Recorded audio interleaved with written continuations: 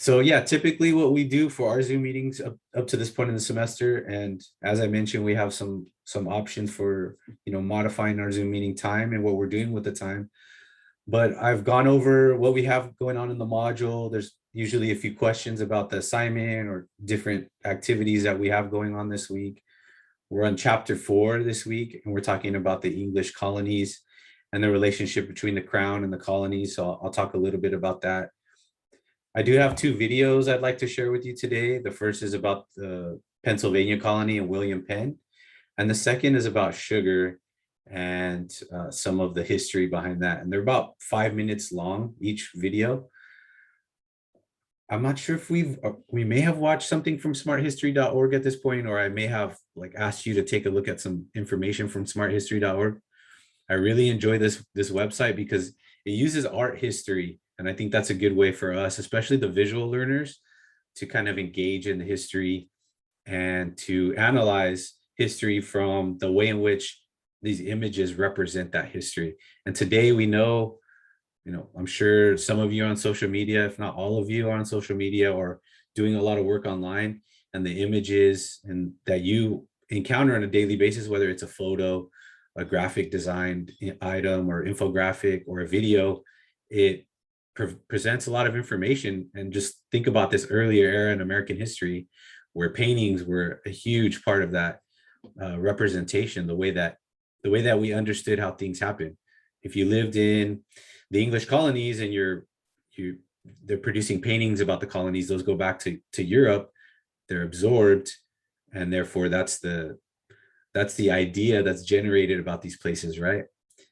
Similar for the Spanish colonies, the Dutch colonies, all of these great images, and sometimes not so great, but we'll see how they're presented in the videos. We'll take a break after the videos, then we'll look ahead for week 5, and then, as we conclude, let's hear what you have to say about our Zoom meetings. There's a couple of ideas I have, so I'm curious to see what you think might be most useful for our time. All right, so does anyone want to add anything or just have any questions or comments about the summary I just provided? Okay, awesome. And one other way, I'm going to stop share for just a second. One other way you can communicate with us is through chat as well. And I think it was maybe our last meeting or the meeting before that, we did an interactive activity about colonialism and some ideas about what colonialism means. So maybe something like that is one of the ideas I have for the future Zoom meetings as well.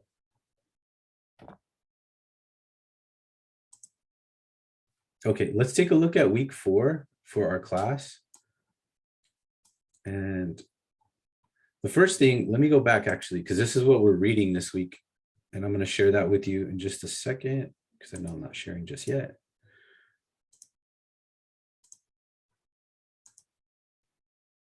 As you all know, our textbook is the U.S. History OpenStax textbook. I personally selected this textbook because I feel like it does do a pretty good job of covering the history in a large kind of summary style, similar to other textbooks I use. And I really enjoy the fact that it's free and available online. So as instructors, we're pushing towards, having these, we're pushing towards having these open, resources. And I'm just smiling at Benjamin's comment because he's talking about my hat, which is a team from Jalisco, Mexico, a baseball team. And so Benjamin's a fan, I believe, or knows about the team. So that's awesome. But I wanted to talk about the textbook and just say, I think it does a pretty good job covering the information. There's a couple different ways you can approach the chapters, right? You can start with the introduction, and you can also, go through. It's divided up. The chapters are divided up. And one other useful thing that I'd like to, point your attention to are the key terms at the end of the chapter, the summary. So if you're pressed for time, you don't even have time to read the chapter, do me a favor, at least read the summary. Then you're getting a good indication of what's being covered in the chapters.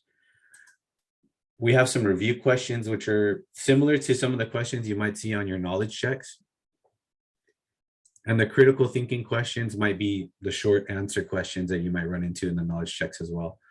But this is another option we have for taking a look at some of the chapter information in our Zoom meetings. So first, I just want to start with the textbook. And you may or may not have started reading the chapter for this week. I think it really spells out what's going on in Europe and in the colonies as well, and how that relationship creates a number of different instances of where what happens in either place ripples across the ocean, either to or from, Europe and the Americas. One of the big themes at this time is religion. You've been reading a lot about the various ways in which Christianity is understood and practiced in England and in the colonies, whether that's Catholicism, the Puritans, and then the Quakers are a group that we're introduced to this week with the chapter 4 reading.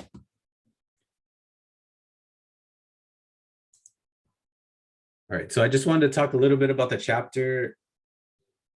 Hopefully you've had a chance to look at it and kind of go through it, because it is going to be part of this week's knowledge check. So I'll discuss that in just a moment. Are there any questions or comments about the textbook? Like, how does this compare to other textbooks that you've had in the US history course? Is it kind of similar or is it different? I'm actually using the same textbook for History 101. Oh, awesome. Who's your instructor for 101? I am in so I'm forgetting off the top. No worries. It's sorry. No, it's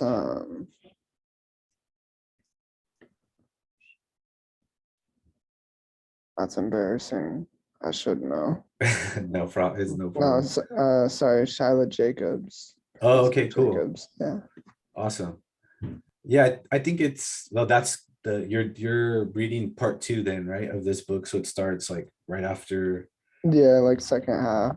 Okay, awesome. So we're like reconstruction and like it's kind of like where we started.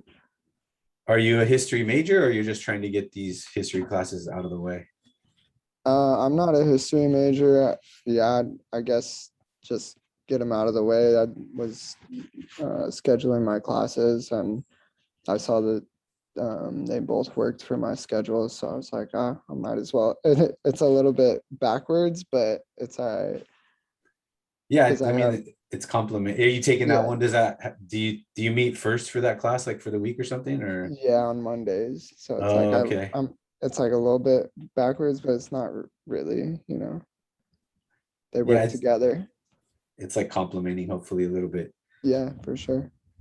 Well, thank you, Jake. I appreciate you sharing about the textbook. And one other thing that I'll add is that it's not going to really go into much detail about what's happening like in the Spanish colonies or the Southwest. You can see there's a major emphasis on the 13 colonies in Europe.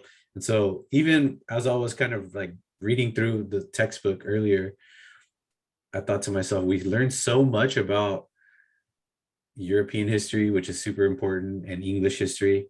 But if we're looking at the overall scale of what is the United States today, there's so many different groups that had a presence and contributed to and have influenced the history of the United States. So I think one way, maybe like even our textbook, or as an instructor, what I can do is add some additional information to kind of supplement that, to talk about, well, we know what's going on in 13 colonies, what's going on in a place like New Mexico, which has an early colonial presence with the Spanish and their interaction with the Pueblo and other native peoples in that area.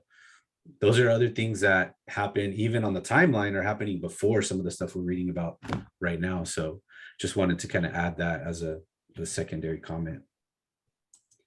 Well, let's take a look at the module for this week. We're always wondering what's going on. And what's up, Josh? So this is something you do, and I love it already, but can you keep reminding us to do our work? Sure, yeah, Like, definitely. I like mean, just in the middle of the week, can you just send a message? Remember, this is due, because it actually helps me because I forget stuff easily. So like your reminders actually help a lot. So I want to say, please keep doing that. okay, definitely. I can send out reminders, and I usually sometimes you'll notice it'll be like one day I'll have like two announcements, and then there might be a day or two goes by. Sometimes I'm just like getting a little caught up in stuff as well, similar to y'all, how you have those days where you feel like you get a lot of things done, like you're just kind of going through the list, like checking it off, and then other days you're like, it's like a day and a half has passed by, and you're like, what even happened right now? Like, going Exactly. through with work or with family or with whatever you're doing with your time. And we just on a side note, we all need that downtime too. We all need that time where just like turning everything off except for whatever you want to watch, whatever you want to view, and just relax. Cause then hopefully you're coming back feeling a little better. All right. So the request was like continue to send out those reminders and announcements. And this week with our knowledge check, I actually like typically I would open those up like Tuesday, Wednesday, but I'll try to make sure to open up those as early as possible. So our next knowledge check is already open, which is knowledge check 2. And we'll take a look at that in just a second. And then we also do have an extra credit opportunity this week. So if you missed an assignment or you just want to get ahead with your points, we have that option for you as well. So our week 4 talks about the English colonies, the impact of religion in America and in Europe, the role of slavery in colonial development, which is going to be, established and continue to grow as a major part of colonial America, not only in the English colonies, but in other colonies as well. And these wars for empire. So you'll see these wars. I mean, there's a number between the English and the French, these various military battles that take place, not only in Europe, but are happening in the Americas as well, or primarily on the East Coast or the Atlantic seaboard, whether that's like between New France, which eventually becomes Canada, and the United States, or the colonies, which eventually becomes the United States. So this week's objectives, we're looking at chapter 4. I reviewed that with you all just a moment ago. You're going to complete the knowledge check 2 assignment. And the extra credit opportunity is about the New York City burning, the fires that took place in New York City in 1741, I believe. Let's take a look. Yes, 1741. Oh, I got to re-establish this link because it's not connecting for some reason. I had a little trouble with that, but the bottom one is connected. And so if you're interested in the extra credit, let me talk a little bit about that. It's 25 points possible. So if you watch the videos and submit the assignment and it's, meets all the requirements, you'll get the points. I'd like you to include 2 direct quotes from each source. You have 3 sources for this assignment. Chapter 4, the conspiracy video, and the Jill Lepore video. And if you're not sure how to do that, you can use these guides here, the Al Purdue and the University of Portsmouth. You can use both of those guides to just brush up on your citation skills. And then you're going to want to include a works cited page. So the last part of that will list your sources, which would be each of the videos and the textbook as your sources, right? So you can get up to 25 points. Just write 1 page or more, double spaced. And this incident talks about these fires that developed in New York City in 1741. There's some personal stories as to why, and the first video really goes into good detail about that. But the overall, I guess, gist of this incident is the concern about a possible slave revolt and the idea that slaves would begin to organize and try to overthrow the powers that be. And so this is kind of some of the events that lead to that and the response to that from those in power at the time. I'm just going to do a test real quick and see if you can hear the audio. So I want to play this and let me know, because I want I want to share those other videos with you in just a second. So I don't know if I have to share my audio with this or not. And I just want to see. It looks like I do. Let's see here. Sure. 3 short weeks. None of them were particularly devastating. And then I'll just say before, if you do the extra credit or you just want to watch this video, the audio is kind of bad, but I think she does a really good job of explaining how this particular incident in her perspective as a historian is super important to American history in comparison to other like well-known incidents such as the Salem witch trials. I believe she uses that as an example to say this is something that is an important part of American history, and she tries to draw some connections between kind of the popular understanding of an incident like that, which a lot of us know about, even if we don't know the, all the details maybe about the Salem witch trials. We know, some of the basics surrounding that incident. And so she's kind of arguing for, I guess, more understanding and more exposure for this particular incident in American history. And so she's a well-known, well-regarded historian that has talked about, these colonial American history. So definitely something like, if that's something you're interested in, or if you have time, obviously. Moving on, we have the knowledge check 2. This is going to contain 25 questions. They're drawn from chapter 3 and chapter 4 in our book. It opened on Monday and it closes on Sunday. So when you have a chance, you have up to 2 attempts on the knowledge check assignment, and your highest score will be kept. There's a 60-minute time limit. After you complete both attempts, you can see the correct answers. And I think that's about it regarding the knowledge check. So just as a reminder, So how many questions are there for the answer to? how many questions are there on the knowledge check? Yes, I mean, There's 25 questions and they're worth 2 points each. So it's for a total of 50 points. You 20, can't go ahead. Sorry, Joshua. 25 questions plus how many for the answering clicking and 1 for the sentence writing? So for this knowledge check, there are no sentence writing or no short answer questions. It's just going to be the multiple choice, which would be you collect your select the best answer and submit. Okay. And if you're having any issues like accessing it, or if you're taking the quiz and you notice you selected what you believe is the right answer and it's still showing incorrect, please message me. Generally I'll make sure they're all the answers are correct, but sometimes it's just a little weird how we select the correct answer and it's like off by 1. So if you notice that, like say if you selected the answer and you're like, I know for sure I looked in the textbook, that's right, just message me and say, hey, Professor Luna, it's marking this wrong.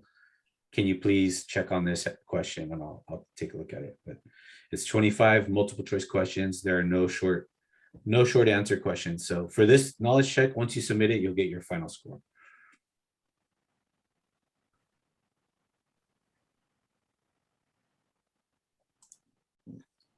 And so as far as the assignments for this week, that's the assignments that we have, which are, there's one more actually, which is not part of the module, but something that you're working on. So that's going to be the history essay topic. And I know a few of you have already submitted it. Who had a chance to take a look at the list that I sent out? Raise your hand. Oh, I did. Thank you. Awesome. Or send me a yes in the chat and let me know if you were able to look at that list. I'm going to send it to you right now in the chat, just in case you need to look at it again. Let's see here.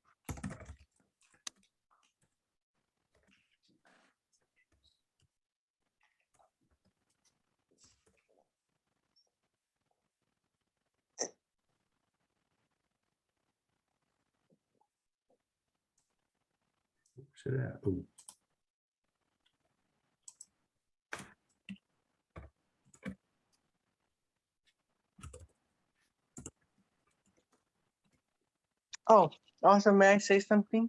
Sure. I have one last favor that I need to ask of you. Hmm. Can we have more breakout rooms? Oh yeah, definitely. That's one of the things that I wanted to ask you all about today. And I can't find this list for the life of me, but I'll send it to you again.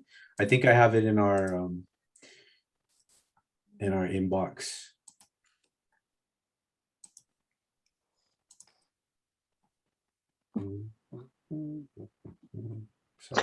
Sorry, y'all.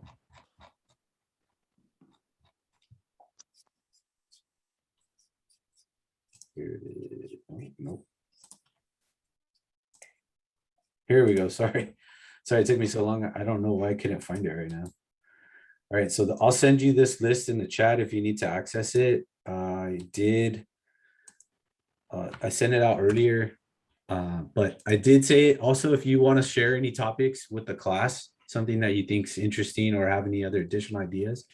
This is not an all-encompassing list. This is just a general list. There's hundreds of other topics that you can cover as well. So again, feel free to look further into some of these topics.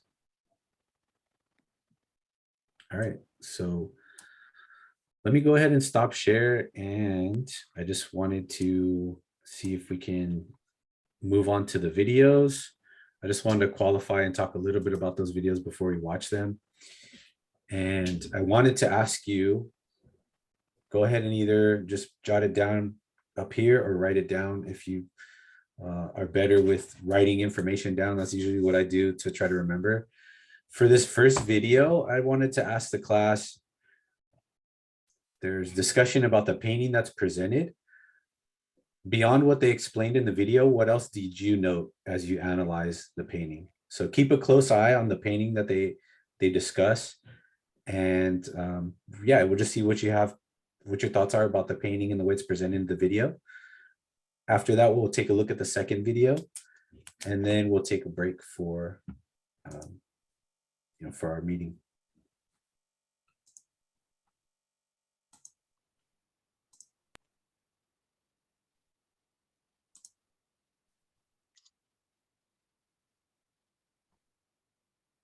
Make sure my audio is shared. Okay. So the title of this video is The Making of an American Myth. And the commentators talk a little bit about how this painting represents that American myth. It's related to our reading this week. It's a topic that is discussed in the chapter. So if you haven't read that part of the chapter yet, hopefully once you do, you'll recall some of the information presented in the video. And as I mentioned, I think overall, these smarthistory.org videos just do a great job of kind of breaking down and discussing some of the themes, topics, and ideas behind this era in American history.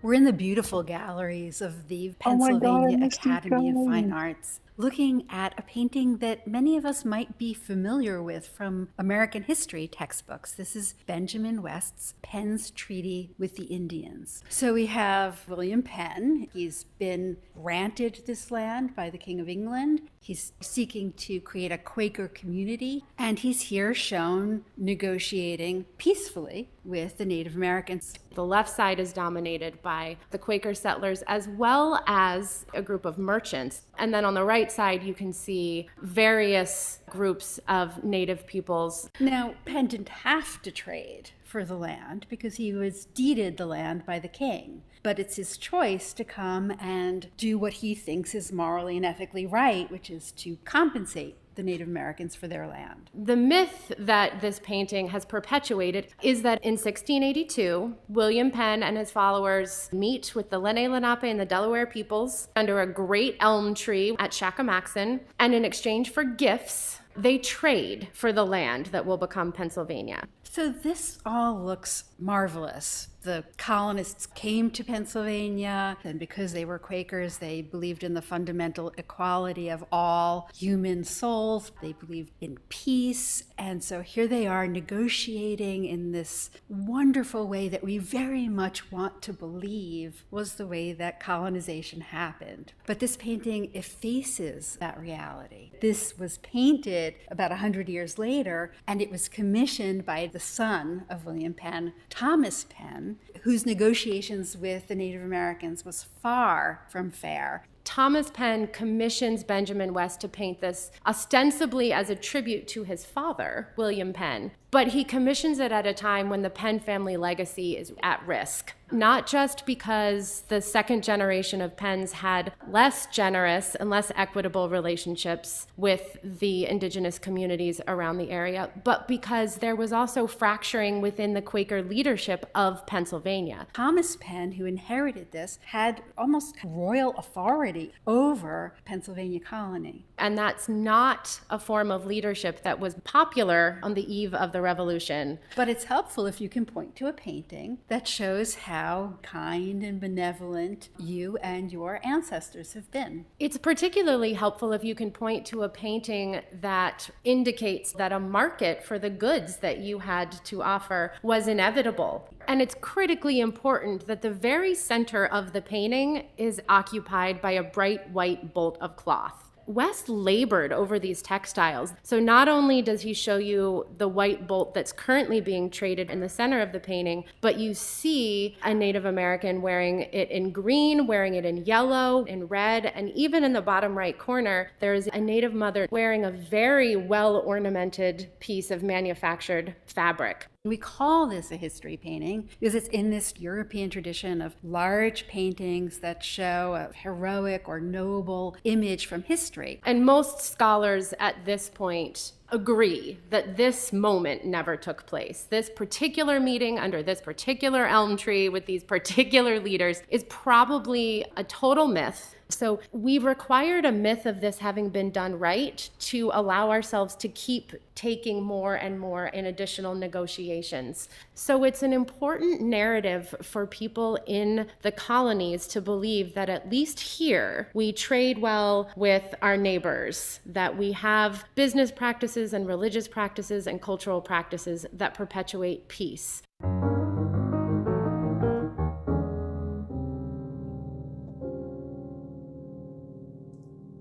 So the colonists actually traded with the natives? There's definitely a lot of trade. I mean, even with during the earliest apparitions or during the earliest days of colonists arriving, there's definitely trade that goes on. I mean, even if we think about Columbus and his arrival in the case of the Caribbean, or Cortez and his landing on the coast of Mexico, or the colonists who arrive along the Atlantic seaboard, there's trade that takes place.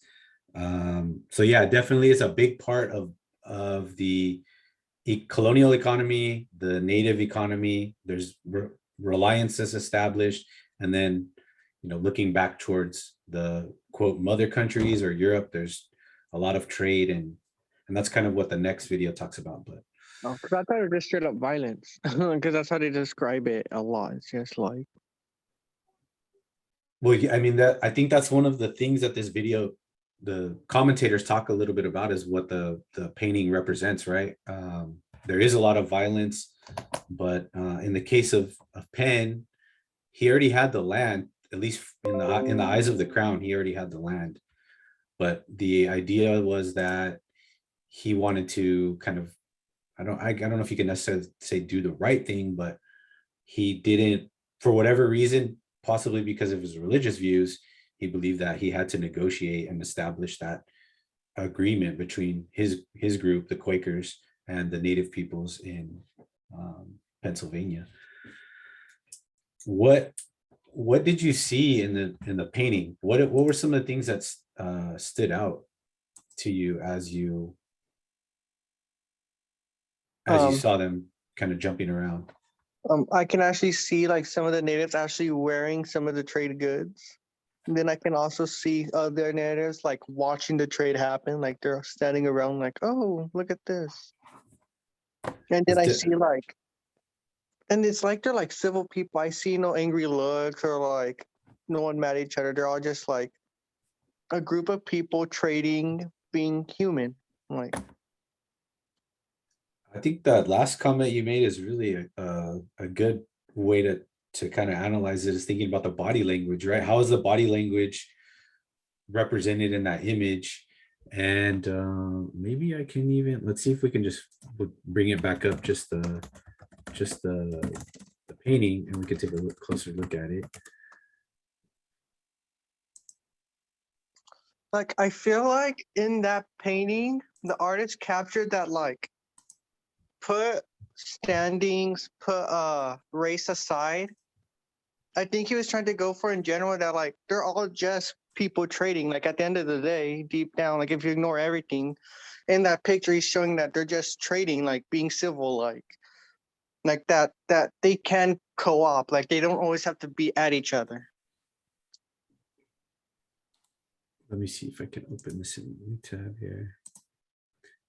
Yeah, I mean, going back to your comment about the body language and the way that they're presented, think about the features of each group as far as even their physical makeup and the way they're represented. I think that's a good point. What else did the class think about what they saw in the painting in combination with what the commentator was talking about, that part of American history? What were some of the things that stood out to you? Two things that stood out to me were that the natives don't look angry at all with anything that's happening. They seem to be, willingly making this deal and everything rather than the actual situation. And also, this might be a stretch, but I think drawing them kind of without any clothing on, half naked, was supposed to show that they were uncivil and different from the colonials that are fully dressed and formal. Yes, because I'm guessing that unlike other unlike the Americans and natives had a feud on the other side of North America, like maybe New York in the beginning. This part, like in Pennsylvania, is peaceful. They don't believe in wars, and unlike the British people from the Kingdom of England, guessing these different people from the part of the United Kingdom came into hoping to seek advice on peace, or believing that peace gives people's souls longer lives without any prejudice or something, coming together in perfect unity, synergy, and harmony. So it's almost like a perfect storm of peace in the way that you're explaining it, right? Yeah, I know. I'm saying that it'll take some time for two tribes to make some friendships together, but it'll be worth the effort. So the paint and the way that you're viewing the painting, it's showing kind of like some equality and like the potential for a kind of peaceful coexistence. Yeah, something like that. Do you see, to Joshua and to everybody else, and there's some great comments in the chat, just to add, perpetuating peace in order to have a positive outlook on what they were doing, like pushing this narrative of peace, like, look, we've established peace, we're able to kind of in an effortless way to come to agreement with the native peoples in this area. And then Nicholas added, could this painting be considered a form of propaganda? I think so. I think that's what the commentators were talking about a little bit, especially with the sun, because it's commissioned, I think she said, like over 100 years, or sometime after this initial historical event. And the idea was to put forth that we didn't conquer this land, we didn't subjugate these people. Instead, we were able to come to some kind of agreement over the future of this territory as it being claimed by us. And so I think it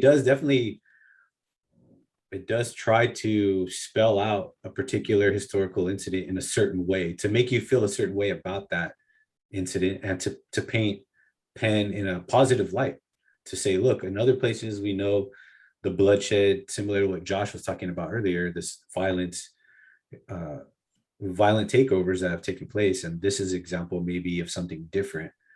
I think personally it's more complicated than that, right? We know there's a number of different things going on, but was there anything else that you all noticed about the painting, like in addition to what was discussed? Was there anything else that you wanted to add? Because there's a couple of things I wanted to share, but I just wanted to see if anybody else kind of noticed more so in the background. Thinking about what is there anything that catches your eye in the background that might be representative? I was gonna say the housing in the background is more modern, I think. It's yeah, I mean that's kind of what I was. And I think also in the background you can see a guy in like white playing or something, or just running through. Yeah, I think so I think you, Jake and Josh, you brought up some good comments about that, the background.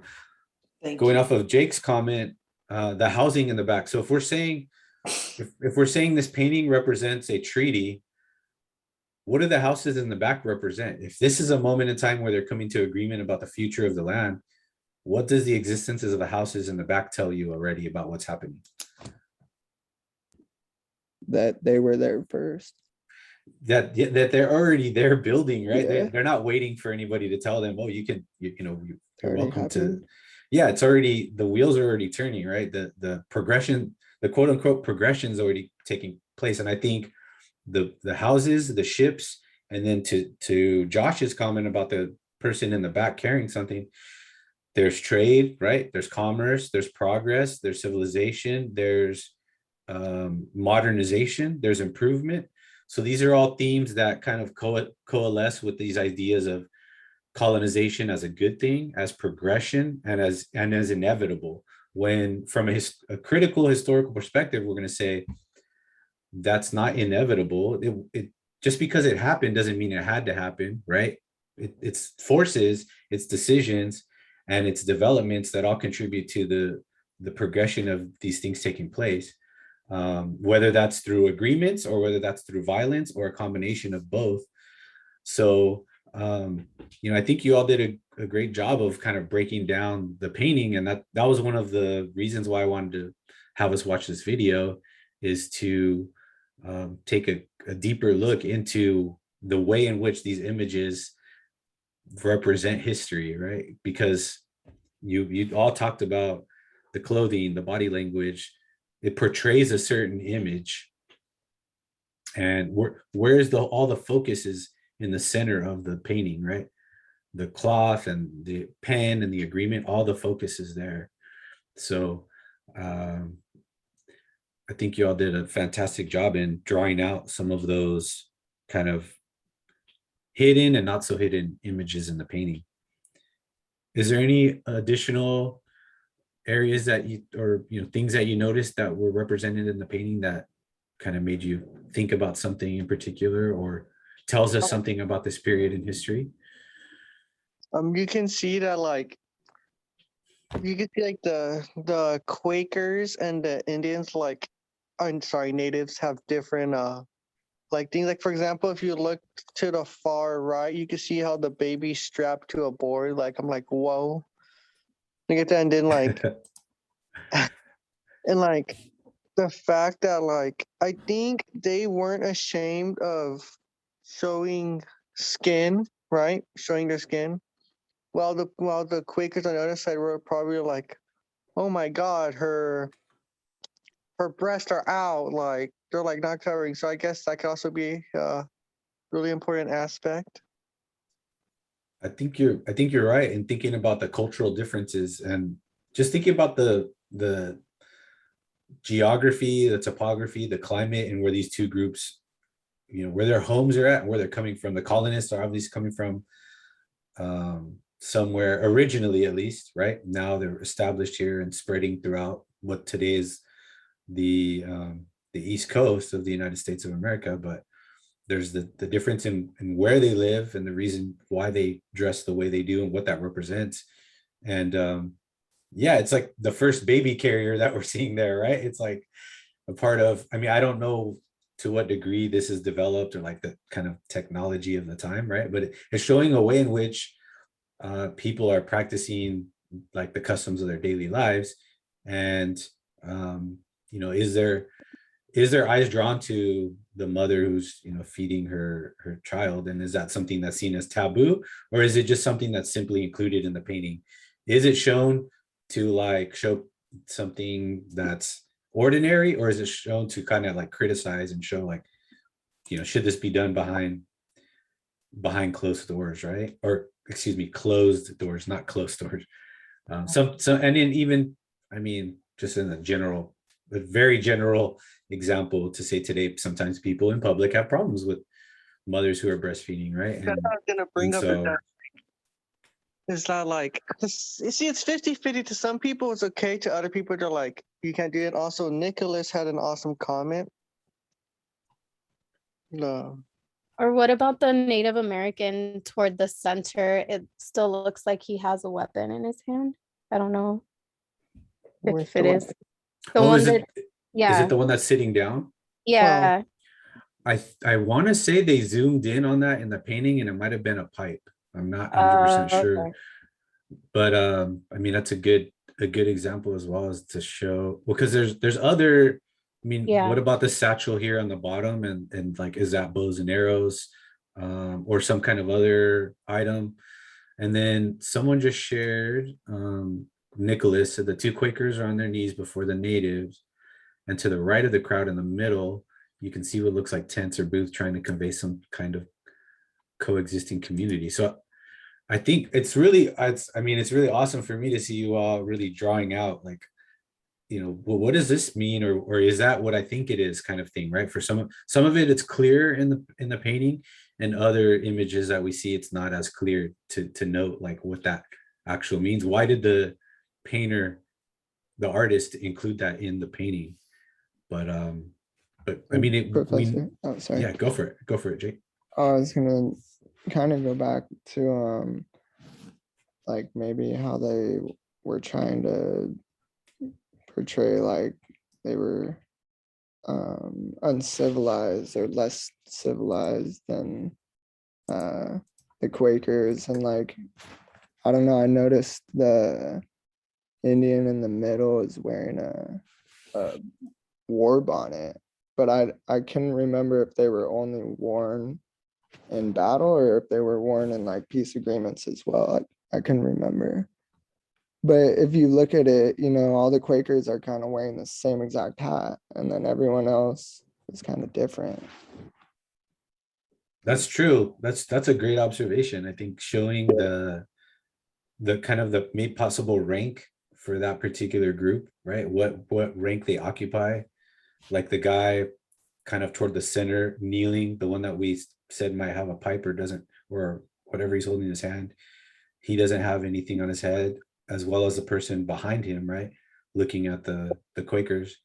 But I know that's definitely like a great observation as well. Think about, they look more uniform, so to speak, and then the Native Americans represented are, it's kind of a variety of dress and other things that they're wearing as well.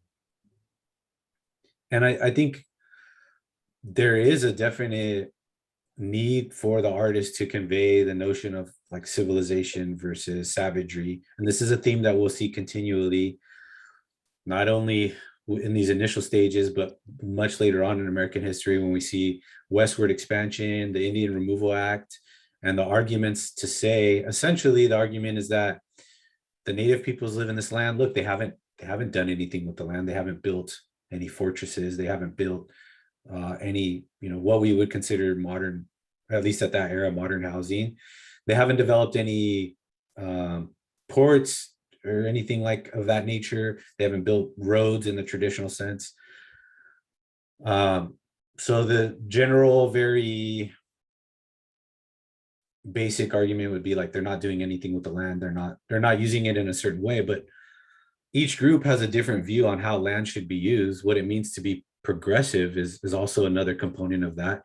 And just to end that kind of comment, and on that idea, you hear often you hear the myth perpetuated that Native Americans didn't modify the land, that they were at one with the land, they coexisted. Some groups were left a lot smaller footprint, but other groups had a larger footprint, did modify the land, use the resources in different ways, and their worldview allowed them, or I guess afforded them, the opportunity to use land and natural resources in a different way, much different than the European, especially the English colonial view. But I just wanted to mention that we shouldn't, I would argue against the idea of saying like they didn't modify the land, they didn't touch the land, they lived at one with the land. It's a little more developed and complicated than that scenario. And then there is these monuments, American monuments of Native peoples that they have left, where they definitely modified the land. So we'll see some of those represented as well. Thank you all. That was great. I really appreciate all the comments. If you have a last comment on the painting, go ahead and share it right now, either in the chat or unmute yourself. I'll stay quiet for just a moment and see if anyone else wants to add any last ideas.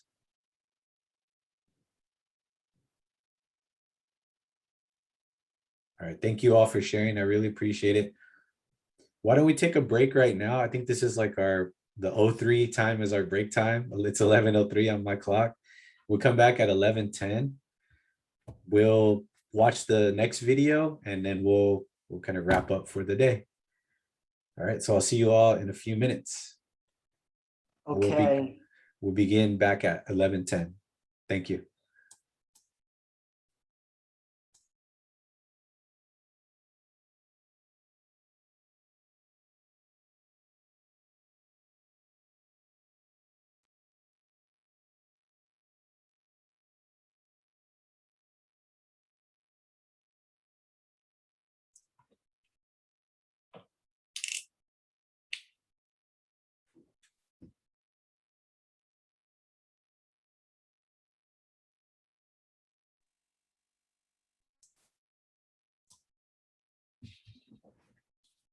All right, welcome back, everybody. No taxation without representation. We're gonna watch this next video. It's titled "The Triangle Trade and the Colonial Table: Sugar, Tea, and Slavery," by Brandy Culp and Dr. Beth Harris. And you'll note for these smart history videos, it's really similar, where they're gonna talk about a subject, or oftentimes it's painting or some kind of art. But this one talks a little bit about these subjects here. I think it does a good job of explaining something that we use probably on a daily basis and kind of take for granted today, but something that was deemed as a luxury item and really was a driving force for trade, for colonialism, and especially for the implementation of slave labor to the Caribbean, to Latin America, Central America, and North America. And as you're watching the film, I just want to ask you to consider the question: is there a modern equivalent that you can think of today, something that would be not necessarily the same, but something in a similar vein, has this kind of global impact, and is something that is in high demand, and something that has a large footprint that is represented in numerous places throughout the globe? Let's go ahead and watch the video. If there's any problems with the video or anything, please let me know, or just type in the chat. But hopefully it should go through and we should be able to watch it like our last video.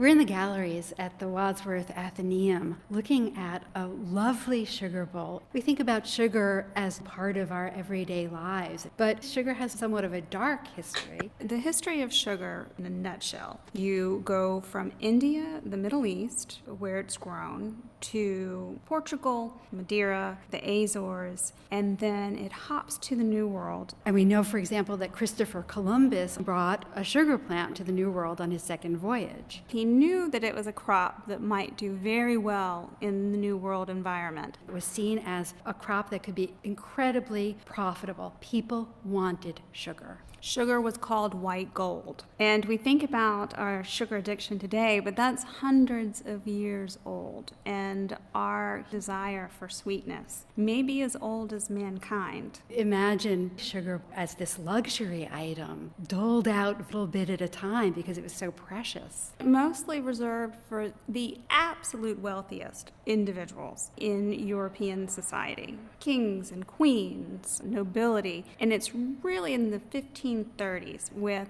the sugar industry developing in Brazil that you're starting to get this massive influx and sugar prices go down. So sugar prices start to go down because production increases in the West Indies and the Caribbean. But still, it is for only the highest echelons. There are 4 beverages that are very important to the popularity of sugar. I can think of 3: coffee, tea, and chocolate, all of which would benefit from added sugar. Absolutely, and then there's punch. But growing sugar is very labor intensive, and so this is where the darker part of sugar's history comes in. The slave trade developed around the sugar industry as early as the 1440s in Madeira, in the sugar colonies in Portugal, and then it's transplanted to Brazil, and millions of individuals are abducted, relocated to work in the plantations. The work is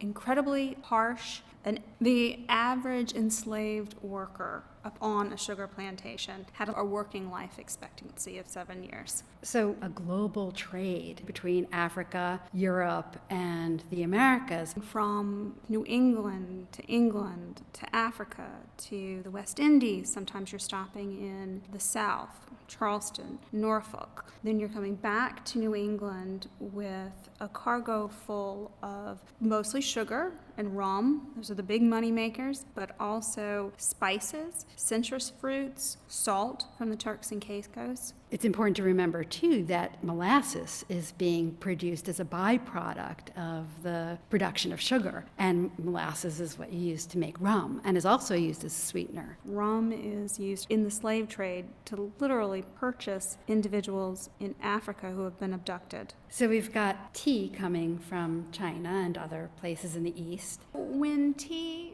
becomes a thing in the 1600s, there aren't Western forms to use with this Eastern commodity, tea. So you have artisans creating forms, sometimes directly based on objects imported from China, and this is shaped like a Chinese rice bowl, even with its delicate lid that could have been turned over and used as a separate vessel. So silver is clearly a sign of status and wealth that you displayed in your home. And in the era before paper money, there were silver coins, and silver coins could be melted down and turned into beautiful silver objects like this one, or silver objects could be melted down into coinage. Making objects as beautiful as this is highly skilled labor. And there's different types of labor that's going to be happening in a silversmith shop. So you have the master silversmith, possibly a journeyman, and then you have the apprentice. We're talking about taking a block of silver and ingot and hammering it flat. So silver, for instance, this bowl is going to be created through a process of raising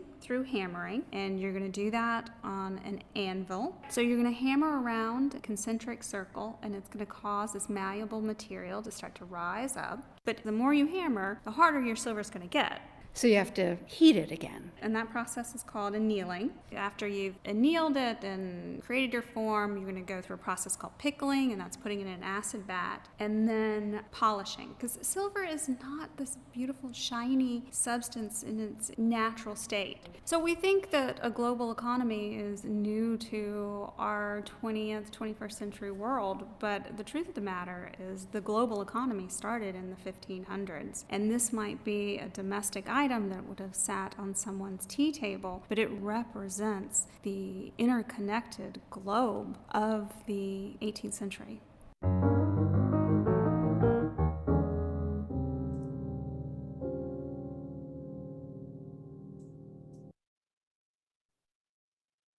All right. What are your initial reactions to the video? That was a lot of info to take in. Yeah, it was informational. It definitely was, and then they kind of go off into even showing you how the bowl was made. So I think that was interesting. At the same time, that's kind of when I was like, for whatever reason, I was kind of like, my thoughts were drifting a little bit, but super informational, talks about this commodity. I just want to share with you one image, and then I wanted to see if you could think of something that was similar to what was represented in the film, right? Which was the commodity of sugar. You probably, yeah, definitely. I don't know, for whatever reason, I was drifting off at Jessica said. I'm glad to know I wasn't the only one that was drifting. I don't know what was causing me to do that, but maybe because it almost turned into like a how it's made episode on, you know, they totally just like gave you the whole process breakdown. It's like, okay. Yeah, I found it interesting, but I don't know what it was. Maybe because that first video we were just focusing on one item, so it was a little different. But I wanted to share this image with you of the Columbian Exchange, and this talks about the ways in which this exchange that takes place between the quote unquote old world and the new world, right? So we have all of these commodities and goods and items coming from Asia, Europe, and Africa, and the rest coming from North America back to Europe. But before we watch the video, I asked the class to consider something that might be a modern equivalent, like something that, you know, might resemble this early commodity of sugar in today's world. Was there any connections you could make or similarities you could draw between the commodity of sugar and maybe something more modern that you use, or something that, you know, is popular and that is traded across, you know, across oceans today? Rice. Yeah, I mean, you could definitely, I'm sure we import a lot of rice, but particular varieties of rice. So I think that's a good example, right? Thinking about a commodity that's used in a large scale, that's consumed at a large scale.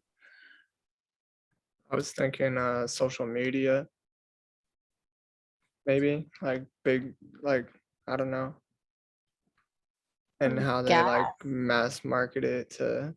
I was thinking like if you're going that path, like Amazon, maybe like. We had, so far we had rice, we had pink Himalayan salt from Nicholas, and then we had social media. Is that from Jake? What about like oils and like pharmaceuticals and stuff like that? My first one was that someone just mentioned, I don't know if it was you, Jessica, or somebody else. They quickly chimed in to say gas. Gas was the one I was thinking of, right? Yeah. I think in the similar notion of like, I mean, sure, it doesn't start off to where it's like, I don't know, because the emphasis in the video was that was something that was reserved like as a luxurious item. Now it's just, especially today, it's something that we need, but we are like even thinking about, we're at the mercy of production and supply. Recently, we had Hurricane Ida go through New Orleans, Louisiana, and, you know, make its way up the Northeast, but there was people who ran out of gas that were driving like 3 hours to go fill up their gas for their generators. And so it's really like one of those commodities that's, we're at the mercy of a different number of different things that might happen. Arthur added lithium, and I've heard about these precious metals or necessary metals for technologies, and I don't know a whole bunch about lithium, but I know that's one of them that is definitely falls into this category, right? There's these things that we use to drive our technology in batteries and other forms, and it's something that's used in a number of different ways. Does oil count as gasoline? Well, we're using petroleum to it's modified to create what we would put in our car. I'm thinking about when I've driven by these facilities, these refineries, if anybody has seen them, the way they're like a little city, and there's so much going on. It's so interesting to me that we use those raw materials and resources to create these commodities that we use. In the process, I have no knowledge of that process at all, but the intricate manner in which it's done is like astounding. It's astonishing, everything that has to happen. I just wanted to read Isaac's comment from the chat. It says, I saw some examples where resources were brought from some country, then these resources were used in another country to fabricate parts. After that, the parts were transported somewhere else where the cars were assembled. So yeah, there's multiple steps and stops. There's the origination point, whether that's a mine or somewhere else. And then, it's used in a number of different ways throughout the globe. It's processed in one area, it's assembled in one area, then it's installed in another area. I think you all had some great examples to think about to answer the question that I asked about these kind of more modern examples. Anyone else? Did anyone else have a last? Arthur, thank you for sharing. Arthur talks about the refinery of oil creates four products, I believe: gas, oil used for cars and lubrication for machines, diesel fuel, and I forgot the last. Thank you, Arthur. I don't know why I'm just thinking about petroleum jelly for some reason when I'm thinking about those products. That's probably not the last one, but that's one of the ones that came to mind. So thank you, Arthur, for sharing that process. I'm not entirely sure if the oil mined from the oceans and deserts are used for petroleum jelly, but I could be completely wrong. I forget the last one. Awesome. Thank you so much. And just we're thinking about like climate change and push in the state of California passing legislation that is supposed to mandate that like we're not supposed to sell any gas powered vehicles after a certain period. I don't know if it's supposed to be totally electric or hybrid or whatever, but it'll be interesting to see how that plays out. But you all had some really good examples, and thank you all for sharing your knowledge about those commodities that we're discussing. I definitely. Can I add something in really quickly? Sure, of course. With the lithium, I mentioned lithium earlier. It's a metal, as you know, used a lot in batteries, which I believe you also said, but is also the mining process is really, really, really bad for the environment and produces a lot of very harmful gases that go into the air and hurt the ozone very badly. So I know that's almost always exported and imported and everything. Are you familiar with where in the world generally the lithium's being mined? Like what part of the world? I could give you a guess, but I don't know where. Yeah, I have a guess too. I think my guess would be like the Middle East and I guess Western Asia, something along those lines, but I'm not sure. Yeah, I thought it was gonna be that area towards Africa, maybe. I'm not sure. Well, thank you so much. That was like super. I mean, the thing I wanted us to draw away, and I think you already all have done that, is the way, especially today, everything we consume, the technology that's used, these various items, and even going back to the example of sugar, the interconnectedness, and they talked about the global market and globalization, and this is like the early stages of that, but it definitely is a process that really takes off in this initial stage. And I wanted to share the Columbian exchange. This image here isn't the best like size wise, but I think it just gives you an indication of things that like traditionally we would think are native to certain places that are definitely not. The one that always blows my mind, there's a video of a book called Guns, Germs, and Steel, where the author goes throughout the globe, like talking about this exchange and his hypothesis about this exchange. But he goes to Italy and like he's in a chef school there, and they're talking about tomatoes. And that's one that just for whatever reason always blows my mind to think about how essential the tomato is to Italian cooking, but it doesn't arrive till this much later period in world history. So you can see these exchanges that take place and think about the places they come from and the importance that they hold, right, for certain places. Well, thank you all. That was great. We only have a few minutes left. I just wanted to, I'm not gonna, for week 5, you can take a look at the course syllabus and I'll talk a little bit more about that. With these last few minutes, I wanted to talk about our next Zoom meeting and some of the ways in which we can kind of continue to develop our ideas and thoughts. And I think we did a pretty good job today with these videos, but in the past we did do some breakout rooms, and I want to see maybe next week if we can do that. What would be the information that you'd like to cover if we do the breakout rooms next week? What are your ideas about that? The topic at hand, like that we're learning about. The topic at hand. So what we're covering in our reading and are like the kind of the bigger themes and topics. Okay. Because I feel like we don't talk. Oh, well, these couple meetings you've been getting us like ready and set up for the class, but like I want to talk about like the textbook more. Okay. And like, or like what I want to talk more about like our homework, also the class, also what we're learning in class, but mostly the homeworks. Class homework. Okay, awesome. And then we don't have to take a whole bunch of time up, but just continue to reference the essay assignment. You're submitting the essay topics. You can submit that up till tomorrow. And then if you need to turn in a little bit later, you just get docked a few points, or maybe not even 5% is what the penalty is. So definitely the textbook. What does the rest of the class think about that breakout room? Would that be a good option to focus on the chapter? What I would propose is like we use some of the review questions from our textbook and talk a little bit about those. And the reason why I'm asking this because I want to assign, or I want to give you the questions now so you can prepare a little bit just to have an idea. And I can give you time in our Zoom meeting as well to go back to the textbook and read, for 5-10 minutes. That's not a problem at all.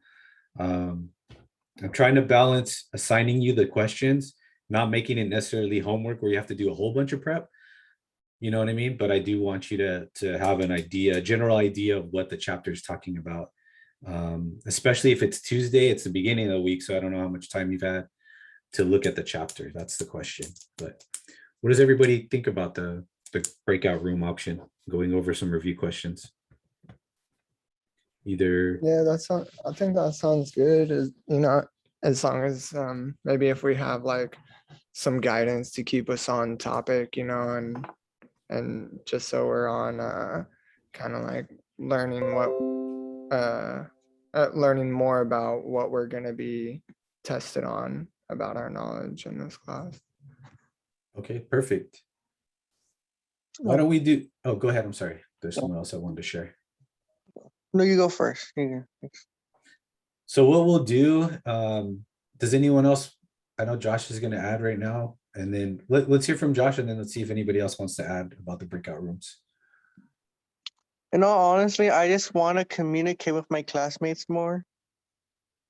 Definitely. Because, like there's nothing wrong with like everyone having their cameras off and not talking, but like I feel like this class would be way easier if like more of us talked. Like,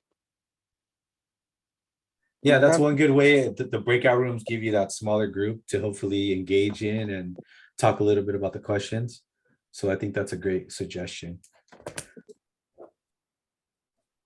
Any other recommendations for the breakout rooms?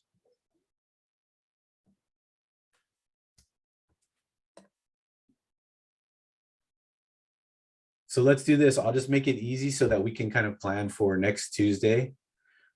As you're reading through chapter 4, take a look at chapter 5, which is the next chapter in the book. We're gonna take a look at the review questions from chapter 5. All right. So it'll be, can you see the textbook right now? Yes. Yes. Perfect. Thank you. What we'll do, we'll take a look at the critical thinking questions. All right. So we have 1, 2, 3, 4. 1, 2, 3, 4, 5. I can count, I promise. Let's take a look at these questions here. I'll send them out to you today. All right. And this will be the focus for our breakout room.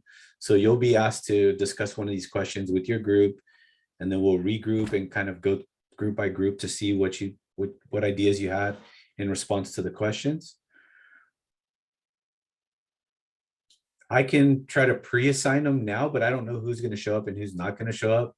So my preference is just to send you these questions, have a little bit of time to consider the questions prior to our class meeting.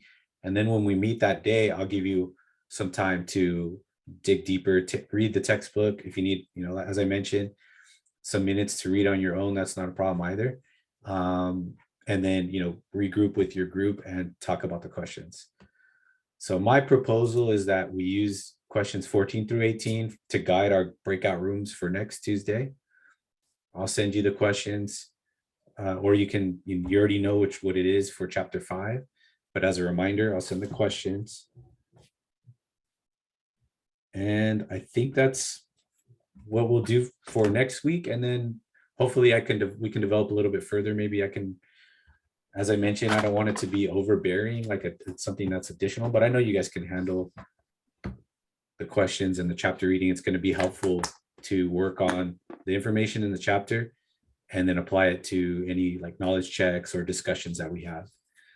So that'll be our goal. That's the objective for the breakout rooms next week.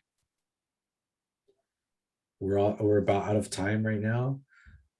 Does anyone have any final thoughts they'd like to share, questions or comments? One quick question. When is the knowledge check due? The knowledge check for this week is due on Sunday. All right, thank you. No problem. Yes. And Bye. all right, if we're all good to go, thank you all so much for joining today. I really appreciate it. I hope I did resume the recording. You all have a great day. Message me if you need anything. If you need to talk right now, please send me a chat and stick around so we can just talk. If not, Thank you. you're welcome. Thank you so much. You all have a great day, okay? Have a nice Thank you. day. Thanks. Thanks, Professor. You got it. Appreciate Thanks, it. Jake. Have a Thanks. good day. I'll see you next week. All right, sounds good. All right. Bye-bye.